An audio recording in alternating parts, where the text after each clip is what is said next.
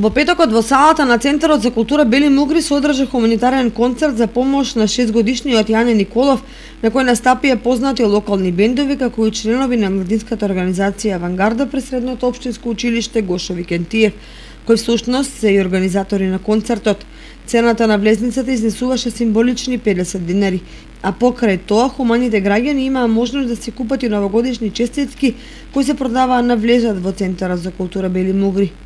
На концертот настапија групата Monsters, The Hardcore, училишен бенд, Еми Стојановска, Андреј Петров, Теја Стојановска, Христијан Стојмилов, Јован Стојанов, Александра Алексова, Ана Арсова и Нина Гочевска. Инаку 6-годишниот Јане Николов од Зрновци има проблеми со бубрезите, поради што итно му е потребен лекарски третман во Турција.